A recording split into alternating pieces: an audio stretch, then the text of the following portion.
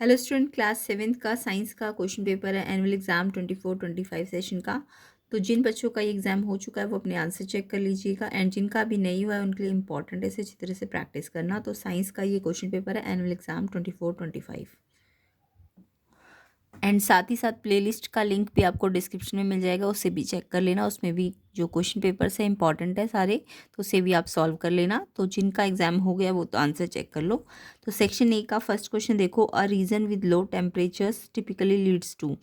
एक ऐसा रीजन जहाँ पे लो टेम्परेचर होता है तो उसमें क्या होता है, लो प्रेशर रीजन बनता है जिससे कोल्ड एयर डेंसर और सिंक होती है। तो लो टेम्परेचर मतलब ठंडा टेम्परेचर होने से लो प्रेशर रीजन बनता है, नहीं, एक हाई प्रेशर रीजन बनता है, ये वाला ठीक है।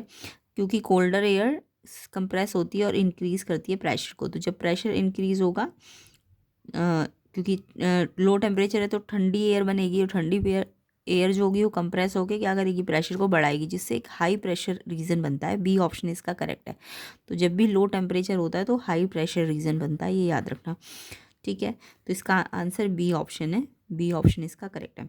सेकंड देखो, we should not take shelter under tall trees during a thunderstorm because. हमें जब थंडर स्टॉर्म होता है तो हमें टॉल ट्रीज़ के नीचे शेल्टर नहीं लेना चाहिए। ऐसा क्यों है, मतलब जब बिजली कड़कती है तो हमें जो टॉल ट्रीज़ होते हैं उनमें शेल्टर, उनके नीचे नहीं बैठना चाहिए या खड़े नहीं होना चाहिए। क्वेश्चन है इसका, ऑप्शन है all trees give out CO2 during lightning. क्या सारे ट्रीज लाइटनिंग के टाइम CO2 देते हैं? ये कोई इसका रीज़न नहीं है कि थंडर स्टॉर्म में हमें टॉल ट्रीज के नीचे क्यों खड़ा होना चाहिए। CO2 तो नाइट टाइम में ट्रीज करते ही है ना, तो ये कोई खास रीज़न नहीं है इसका। Tall trees can be uprooted bye strong winds. जो टॉल ट्रीज होते हैं वो स्ट्रॉन्ग विंड्स क्या कर सकती है, उनको उखाड़ सकती है। यस, ये रीज़न हो सकता है कि थंडर स्टॉर्म होगा तो जो स्ट्रॉन्ग विंड्स चलेगी वो उससे ट्री उखड़ जाएंगे और उखड़ के हमारे ऊपर गिर जाएंगे। तो ये वाला रीज़न सही है। एंड नेक्स्ट है, tall trees more likely to be hit by lightning. और लाइटनिंग जो होती है ज़्यादातर लंबे ट्रीज पे पड़ती है, ये भी ठीक है, ये अट्रैक्ट हो जाते हैं लाइटनिंग के प्रति। तो यानी बी और सी दोनों ठीक है आपका, बी और सी।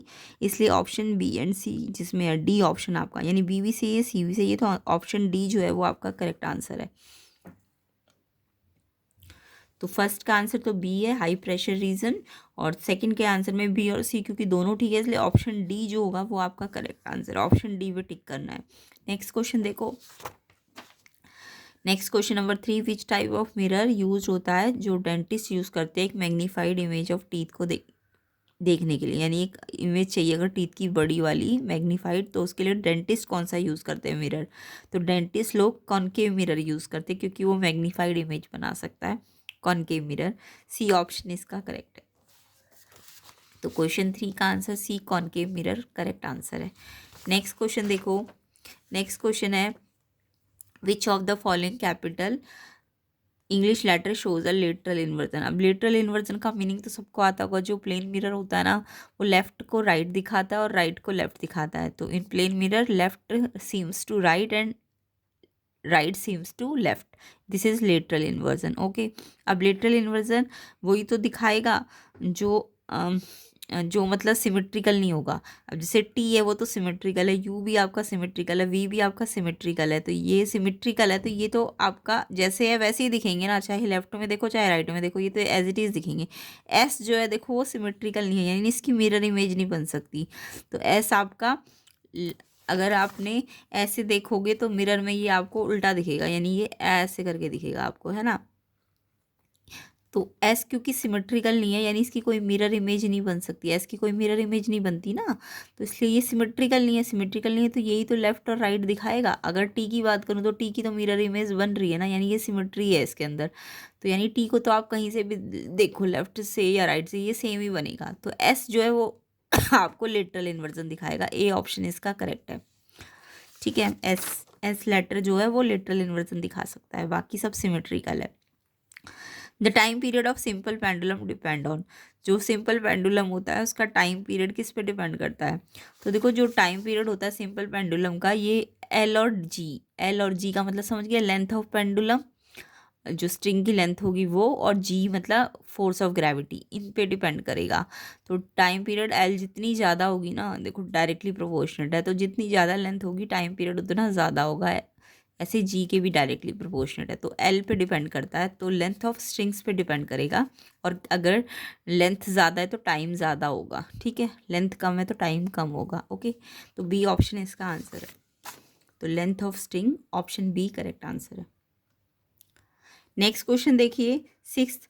अब देखो मास ऑफ द बॉब भी लिखा था इसमें, जो पेंडुलम है मास ऑफ द बॉब पे डिपेंड नहीं करता, ये याद रखना, मास पे डिपेंड नहीं करता, और ना ही ये एम्पलीट्यूड पे डिपेंड करता है। एम्पलीट्यूड अगर छोटा एंगल बन रहा है तो एम्पलीट्यूड पे डिपेंड नहीं करेगा। हाँ, अगर बहुत लार्ज एंगल पे घूम रहा होता वो तो एम्पलीट्यूड पे डिपेंड करता। मास पे भी डिपेंड नहीं करेगा, सिर्फ लेंथ पे डिपेंड करेगा और ग्रेविटी पे, है ना।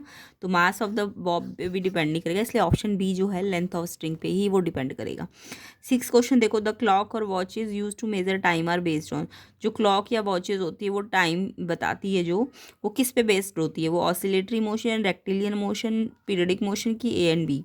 तो देखो जो क्लॉक और वॉचेज होती है वो बार बार क्या होता है, पहले 1 से 12 पे जाती है, फिर 12, फिर 1 से फिर 12 पे आती है, यानी पीरियोडिक मोशन कर रही होती है, वो रिपीट कर रही होती है अपने आप को, है ना, बार बार। तो रिपीट मोशन को क्या कहते हैं, पीरियोडिक मोशन। तो सी ऑप्शन इसका आंसर हो जाएगा। तो क्वेश्चन 6 का आंसर कौन सा, क्लॉक और वॉचेज कौन सा मोशन करती है, पीरियोडिक मोशन। सी ऑप्शन इसका करेक्ट है। नेक्स्ट क्वेश्चन देखो, the plant that can be grow in Sandy soil. जो प्लांट सैंडी सॉइल मतलब जिनकी वाटर होल्डिंग कैपेसिटी कम होती है ना, तो सैंडी सॉइल में प्लांट कौन कौन से ग्रो कर सकते हैं। तो यहाँ पे अगर मैं बात करूँ कॉटन की, तो कॉटन वैसे तो सबसे ज़्यादा ब्लैक सॉइल में उगता है, बट थोड़ा मतलब ऐसा नहीं कि बिल्कुल सैंडी सॉइल में उगेगा ही नहीं, तो ये उग सकता है कॉटन भी सैंडी सॉइल में, बट सबसे अच्छी जो सॉइल है वो उसके लिए ब्लैक सॉइल है, बट फिर भी सैंडी सॉइल में उगाया जा सकता है। पल्स जो है ये भी सैंडी सॉइल में उग सकती है, तो इसलिए रोज़ नहीं उग सकता, तो यानी कॉटन और पल्स इसका आंसर होना चाहिए, इसलिए यानी ए और बी यानी डी ऑप्शन जो है वो करेक्ट होगा। तो I hope cotton and pulse आप कमेंट करना कि ये होगा, ठीक है, डी ऑप्शन इसका आंसर है। नेक्स्ट देखो 8, विच of the following is the most accurate statement about the relationship between soil texture and water retention. यानी कि सॉइल टेक्सचर और वाटर रिटेंशन के बारे में कौन सी एक्यूरेट स्टेटमेंट है। तो पहला है Sandy soil water hold better करती है क्ले सॉइल से। नहीं, क्ले सॉइल में ज़्यादा अच्छी कैपेसिटी होती है वाटर होल्डिंग की, तो सैंडी में तो कम होती है, तो इन्होंने बोला ज़्यादा अच्छी होती है सैंडी में। No, water holding capacity clay soil ज़्यादा करती है, तो ये तो गलत है। दूसरा देखो, लोमी सॉइल का बेस्ट बैलेंस है वाटर रिटेंशन एंड ड्रेनेज का। लोमी सॉइल जो होती है अच्छा करती है ड्रेनेज और वाटर रिटेंशन करने में। यस, ये ठीक है। Clay soil does not retain water at all. Clay soil तो सबसे अच्छा वाटर रिटेन कर सकती है, तो ये आपका गलत लिखा है, इन्होंने लिखा है डज नॉट, जबकि वो कर सकती है वाटर रिटेन, तो ये तो बिल्कुल गलत है। एंड नन वाला भी, ये आंसर ठीक है, बी वाला loamy soil has the best balance of water retention and drainage, तो इसका आंसर आपका डी ऑप्शन हो जाएगा 7th का। ओके, नेक्स्ट क्वेश्चन देखो, नहीं 7th का आपका, 7th का loamy soil has the best balance of water retention and drainage होगा, बी ऑप्शन होगा, बी। ये 8th है ना, हाँ ठीक है, 7th का डी है, 8th का बी हो जाएगा लोमी सॉइल वाला, ठीक है, लोमी सॉइल, लोमी सॉइल वाला जो लिखा है ना वो आपका करेक्ट आंसर है, बी ऑप्शन। नेक्स्ट क्वेश्चन देखो, next question number 9, which of the following substances can effectively neutralise an acid when dissolve in water. यानी कि कौन सा सब्सटेंस है जो एसिड को न्यूट्रलाइज कर सकता है जब वो वाटर में डिजॉल्व करे। तो देखो एसिड अगर एक्सेस हो जाएगा तो उसे न्यूट्रलाइज करना है, यानी उसे उसके इफेक्ट को कम करना है, तो एसिड को कम करने के लिए या न्यूट्रलाइज करने के लिए हम कोई ना कोई बेस यूज़ करते हैं, बेस से वो एसिड का जो इफेक्ट होता है वो कम हो जाता है। तो जब एसिडिटी हो जाती है तो हम कोई ना कोई बेसिक चीज़ खाते हैं ना, बेस खाते हैं, एंटासिड खाते हैं, तो हम एसिड को न्यूट्रलाइज करने के लिए कोई ना कोई बेस यूज़ करते हैं। अब बेस तो विनेगर तो एसिड है, वो तो एसिड के एसिड है, और एसिड ही डालोगे तो वो तो और ज़्यादा एसिडिक हो जाएगा ना, तो विनेगर तो एक एसिडिक है, ये तो आप नहीं डाल सकते। एसिड को न्यूट्रलाइज करना है तो बेस डालना पड़ेगा। तो मैग्नीशियम क्लोराइड ये एक सॉल्ट है, सॉल्ट भी नहीं, आपको बेस डालना है। बेकिंग सोडा ये एक बेसिक सब्सटेंस है, तो अभी मैंने बताया ना अगर एसिड को न्यूट्रलाइज करना है तो बेस डालना पड़ेगा, तो बेकिंग सोडा एक बेस है जो एसिड के साथ रिएक्ट कर सकता है, तो सी ऑप्शन इसका आंसर है, ठीक है। तो सी ऑप्शन यहाँ पे आंसर हो जाएगा बेकिंग सोडा। अगर आप एसिड को न्यूट्रलाइज करना चाहते हो तो बेकिंग सोडा जो कि एक बेस होता है उसको डालना पड़ेगा, ठीक है। तो सी ऑप्शन इसका आंसर है। नेक्स्ट क्वेश्चन देखिए, the indicator that produces a pink colour on adding a few drop of sodium hydroxide. जब आप सोडियम हाइड्रोक्साइड यानी बेस होता है ना सोडियम हाइड्रोक्साइड, जब बेस पे कोई चीज़ पिंक कलर दे रही है, अगर बेस सोल्यूशन के साथ कोई चीज़ पिंक कलर दे रही है तो वो कौन सा इंडिकेटर है? ये सारे इंडिकेटर्स है। तो बेस के साथ पिंक कलर आपको फिनफ्थलीन देती है। फिनफ्थलीन जो होता है वो बेस में डालोगे तो पिंक कलर का हो जाएगा, यानी बी ऑप्शन इसका आंसर है।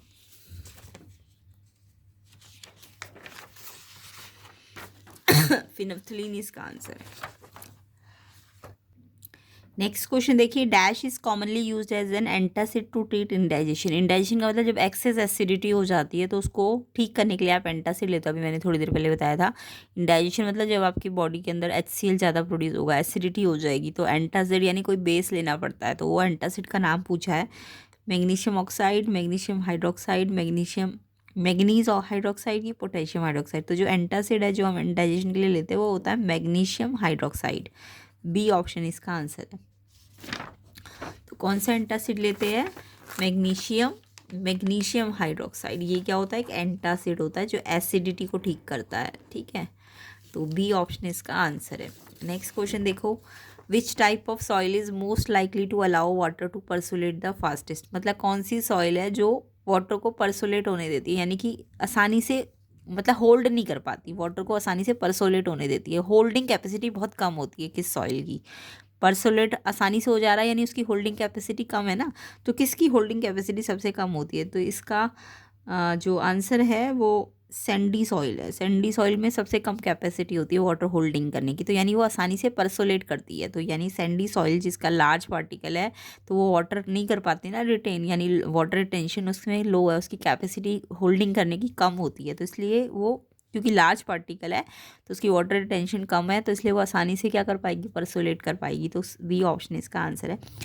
बाकी क्लेई सॉइल तो फाइन पार्टिकल है, उसकी तो बहुत ही अच्छी वाटर होल्डिंग कैपेसिटी है। तो अगर वो वाटर होल्ड कर पा रही है तो इट मीन्स वो परसोलेट नहीं करेगी ना।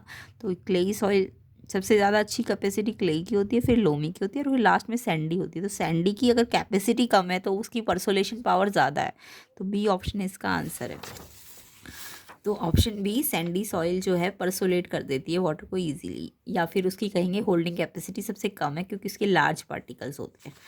नेक्स्ट क्वेश्चन देखो, gaseous exchange in plant takes place through dash and dash. तो गैसियस एक्सचेंज प्लांट में एक तो स्टेम से होता है, ये स्टोमेटा से होता है, ये तो आपको पता ही है। गैसियस एक्सचेंज प्लांट्स में कौन करता है? स्टोमेटा करता है। उसके अलावा और कौन करता है?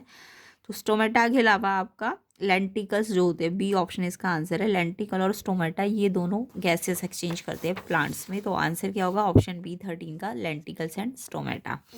नेक्स्ट क्वेश्चन देखो, तो वीडियो को ज़्यादा से ज़्यादा शेयर कर दो, लाइक कर दो, 1000 लाइक जल्दी जल्दी कर देना ताकि इसका कंप्लीट आपको सोल्यूशन मिल जाए। अभी हम इसका section A and section B करेंगे। नेक्स्ट पार्ट में इसके अदर सेक्शंस करने हैं, तो आपको वीडियो को ज़्यादा से ज़्यादा शेयर लाइक करना है। एंड चैनल पे नए हो तो चैनल को सब्सक्राइब ज़रूर करना। क्वेश्चन 14 देखो, the organ use by frog to breathe through during hibernation. Hibernation मतलब जब वो स्लीप में चले जाते हैं, लॉन्ग स्लीप में फ्रॉग्स, तो हाइबरनेशन के टाइम पे वो कैसे ब्रीथ करते हैं? तो उस टाइम पे वो अपने स्किन के थ्रू ब्रीथ कर रहे होते हैं। डी ऑप्शन इसका आंसर है। हाइबरनेशन यानी जब वो लॉन्ग स्लीप पे चले जाते हैं तो वो उस टाइम पे अपनी स्किन से ब्रीथ करते हैं। तो 14 का आंसर आपका स्किन हो जाएगा, डी स्किन। नेक्स्ट क्वेश्चन, आपको डायग्राम में XYZ को लेबल करना है। तो ये डायग्राम सीड का है, सीड का डायग्राम आपको आना चाहिए बनाना। तो यहाँ पे जो X है ये छोटी छोटी लीव्स ही बनी हुई है, लीव्स नहीं है ये। X हमारे प्लूम्यूल है। क्या है ये? आपका प्लूम्यूल। ये लीव्स सी दिख रही है, इसको प्लूम्यूल कहेंगे, X है। एंड ये जो Y है आपका, ये आपका देखो ये आउटर बाउंड्री में ना ये वाली लाइन है जो, ये Y आपका रेडिकल है। और ये जो अंदर वाला पार्ट है इसका, ये Z अंदर जो है सीड के अंदर सा Z, इसको हम कॉटिलीडॉन्स कहेंगे। तो X आपका प्लूम्यूल, Y आपका रेडिकल और Z आपका कॉटिलीडॉन। डी ऑप्शन आंसर है। ठीक है, तो इसका answer D X plumule, Y radicle and Z cotyledon. I hope सबको ये डायग्राम आता होगा, ये आपको आना भी चाहिए। नेक्स्ट देखो 16 question. Pollen grain of flower that rely on insect for pollination are specially adapted to attach to the insect. How would you describe them? जो पोलन ग्रेन होते हैं फ्लावर्स में वो इंसेक्ट पे रिलाई करते हैं पॉलिनेशन करने के लिए, यानी इंसेक्ट उनके पोलन ग्रेन्स को फैला देते हैं ना, ले जाके घेर देते हैं, तो वो adapted to attach to the insect होते हैं। तो कैसे डिस्क्राइब करोगे? स्मूथ एंड स्टिकी के कारण, rough and sticky, rough and dry, कांट से। तो इसका रीज़न है रफ एंड स्टिकी, तो बी ऑप्शन इसका आंसर है, रफ एंड स्टिकी। तो इसका आंसर आपका B option rough and sticky हो जाएगा। नेक्स्ट क्वेश्चन देखो, नेक्स्ट क्वेश्चन है which of the following is the correct sequence of steps in the process of nutrition in animals. तो ये वाला तो आपको पता होगा, न्यूट्रिशन एनिमल में सबसे पहले कहाँ से स्टार्ट होता है? सबसे पहले आप खाना खाते हो, अपनी खाने को अंदर लेते हो, तो अंदर लेने को इंजेशन कहते हैं। उसके बाद वो डाइजेस्ट होता है, उसके बाद वो एब्जॉर्ब होता है, एब्जॉर्ब के बाद वो एसिमिलेट होता है, और लास्ट में वो इजेक्ट हो जाता है, यानी इजेशन। तो ये वाला आपका बी ऑप्शन ठीक है, ingestion, digestion, absorption, assimilation, egestion. तो ये आपको पूरा फ्लो आना चाहिए, फ्लो चार्ट इसका आपके न्यूट्रिशन का। इंजेशन के बाद डाइजेशन, डाइजेशन के बाद एब्जॉर्प्शन, एब्जॉर्प्शन के बाद एसिमिलेट होता है, फिर इजेक्ट होता है, इजेशन। तो बी ऑप्शन इसका करेक्ट आंसर है। नेक्स्ट क्वेश्चन देखो, the cavity in the mouth where food is chewed and saliva is mixed. कौन सी कैविटी है माउथ में जो खाने को चबाती है और सलाइवा को मिक्स करती है? तो ये होता है आपका बक्कल कैविटी में। डी ऑप्शन इसका आंसर है। इसे ओरल कैविटी भी कहते हैं, बक्कल कैविटी या फिर ओरल कैविटी। डी ऑप्शन इसका करेक्ट आंसर है। नेक्स्ट क्वेश्चन देखो, which teeth are specially designed for gripping and tearing food similar to how a tiger use it sharp teeth. तो कौन से टीथ होते हैं जो ग्रिपिंग और टेयरिंग करने में काम आते हैं, जैसे टाइगर यूज़ करता है ना। तो कौन से टूथ है जो टीयरिंग ग्रिपिंग करते हैं? तो ये वाले होते हैं आपके कैनाइंस। सी ऑप्शन इसका आंसर है। तो चारों टाइप के टीथ के फंक्शन भी आने चाहिए आपको। फिलहाल टीयरिंग है तो कैनाइंस है इसका आंसर। तो 19 का आंसर सी कैनाइंस हो जाएगा। नेक्स्ट देखो, in which method of plant propagation is a branch gently bend to touch the ground encouraging it to grow root while still attach to the parent plant. तो इस कौन सा method है जिसमें plant propagation कैसे propagate होता है? वो उसमें ना जो ब्रांच होती है ना, पहले वो ग्राउंड को टच करती है और फिर उसमें जैसी सॉइल पड़ती है ना, तो वो जो ब्रांच होती है ना उसमें से नए प्लांट उग जाते हैं। तो कौन सा ऐसा तरीका है? तो ये है लेयरिंग। ये मेथड को हम लेयरिंग कहते हैं। बी ऑप्शन इसका आंसर है। लेयरिंग में पहले प्लांट की ब्रांच टच करती है ग्राउंड में और फिर उसमें जैसी सॉइल पड़ेगी तो उसमें से रूट्स निकल जाती है। तो ये तरीका कौन सा है? लेयरिंग। बी ऑप्शन इसका आंसर है। तो आई होप आपको ये समझ आ गए होंगे। अब आपको वीडियो को ज़्यादा से ज़्यादा शेयर करना है, ज़्यादा से ज़्यादा लाइक करना है, ताकि हम इसके अदर पार्ट्स को कवर कर सकें। तो सेक्शन बी और सी को हम इसके नेक्स्ट पार्ट में ही कवर कर लेंगे। बाकी ये मैं बता दूं, ये फिनोमिना प्रिज्म के अंदर क्या हो रहा है, ये आपका डिस्पर्शन हो रहा है। देखो वाइट लाइट जब 7 कलर में डिवाइड होती है, स्प्लिट होती है, तो उसको डिस्पर्शन कहते हैं। तो इस फिनोमिना का नाम है dispersion of light. And colour पूछा गया है स्पेक्ट्रम में, तो ये सबसे ऊपर जो होगा वो रेड बनेगा। विबग्योर से याद कर लो, VIBGYOR। तो ये विबग्योर होता है ना 7 कलर, तो सबसे ऊपर रेड होगा, फिर ऑरेंज, फिर yellow, green, blue, indigo, violet. ये ऑर्डर होगा इसका, ठीक है। और इसको हम क्या कहते हैं? विबग्योर कहते हैं, ये भी कह सकते हो आप। What did Newton demonstrate by his experiment with the colour disc. बाकी ये एक्स्ट्रा पार्ट है, इसका मैं नेक्स्ट पार्ट में कवर कराऊंगी, तो इसके बारे में और डिटेल भी पढ़ेंगे। तो फिलहाल ये डिस्पर्शन ऑफ लाइट है, ओके। बाकी ये कार ट्रैवल 5 किलोमीटर 5 मिनट में, दूसरी कार 20 किलोमीटर 10 मिनट में। कौन सी कार मूव फास्टर? तो ये तो आपको आता ही होगा, स्पीड निकाल लो। ये 5 किलोमीटर है, इसको आपको टाइम को ना मिनट की जगह सेकंड में बदलना है, 5 × 60 करना है। तो ये 5 × 60 हो जाएगा आपका 300। 5 इसको 1000 में बदलो, 5 × 1000, 5000 × 60 से करोगे तो 300, 5000/300, फिर डिवाइड कर लेना। ऐसी ये आपको पहले मीटर में बदलना है 20,000, एंड ये 10 मिनट है तो इसको सेकंड में बदल लो, 10 × 60 600, 20,000/600। तो दोनों की स्पीड निकाल के और फिर देखो किसकी स्पीड ज़्यादा है, तो फास्टर कार आपको निकल के आ जाएगी, ठीक है। अगर कोई चीज़ नियर बाय ऑब्जेक्ट नहीं देख पा रहा कोई नियर बाय ऑब्जेक्ट नहीं देख पा रहा, तो उस टाइप उसको कैसा लेंस यूज़ करना चाहिए। तो नियर बाय ऑब्जेक्ट नहीं देख पा रहा यानी कि उसको ना यानी वो पास का नहीं देख पा रहा, दूर का देख पा रहा है, तो उसे हाइपरमेट्रोपिया है, हाइपरमेट्रोपिया। और दूर का देख पा रहा है तो इट मीन्स उसको कॉनकेव लेंस यूज़ करना पड़ेगा, है ना, क्योंकि उसको अपना उसकी फोकल लेंथ बढ़ गई है, वो पास का नहीं देख पा रहा। कम करनी है अगर फोकल लेंथ तो उसको कॉनकेव लेंस यूज़ करना है। तो तो जब आपको नियर बाय ऑब्जेक्ट ना दिखे, unable to see nearby object, तो नियर बाय ऑब्जेक्ट नहीं दिख रहे ना, यानी आप दूर के ऑब्जेक्ट देख पा रहे हो बट पास के नहीं देख पा रहे। तो जब पास के नहीं दिखते तो हाइपरमेट्रोपिया होता है, इसको हम फार साइटेडनेस कहते हैं। इसमें हम नियर बाय नहीं देख पाते। कौन से वाले नहीं देख पाते? नियर बाय वाले नहीं देख पाते। तो नियर बाय नहीं दिखते यानी दूर के दिखते, दूर के दिखते फार साइटेडनेस हाइपरमेट्रोपिया। और उसको करेक्शन करने के लिए कॉन्वेक्स लेंस का यूज़ किया जाता है।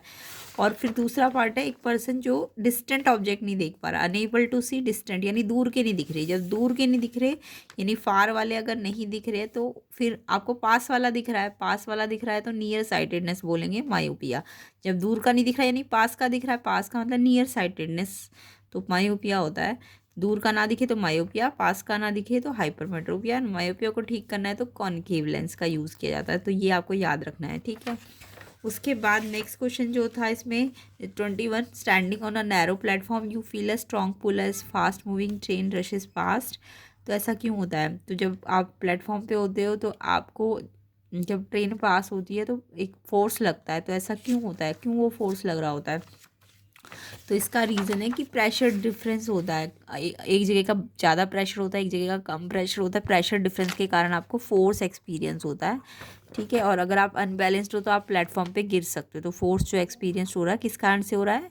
आपको प्रेशर डिफरेंस के कारण से होता है, ठीक है, इस रीज़न से। नेक्स्ट आपको बोला गया था, ये मैंने अभी समझा दिया था, कार की डिस्टेंस दी है, टाइम दिया है, तो इसकी स्पीड निकाल लो। दूसरी कार की भी स्पीड और डिस्टेंस और टाइम दिया है तो उसकी भी स्पीड निकाल लो।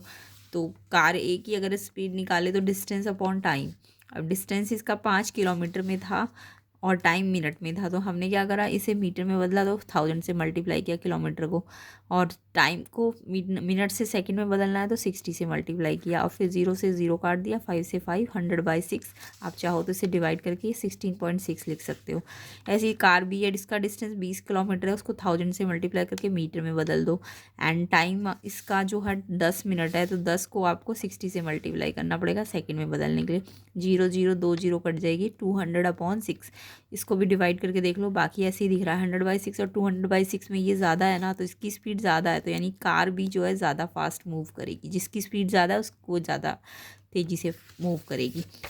तो नेक्स्ट पार्ट में हम इसके बचे हुए क्वेश्चन करेंगे। तो वीडियो को ज़्यादा से ज़्यादा शेयर कर देना एंड लाइक कर देना, और चैनल में नए हो तो चैनल को सब्सक्राइब भी करना। तो ये सारे क्वेश्चंस को हम नेक्स्ट पार्ट में कवर करेंगे। एंड जिनके एग्ज़ाम नहीं हुए उन्हें प्लेलिस्ट भी करनी है, प्लेलिस्ट को चेक कर लेना। 1000 लाइक जल्दी जल्दी कर दीजिए ताकि आपको इसका कंप्लीट सोल्यूशन मिल सके।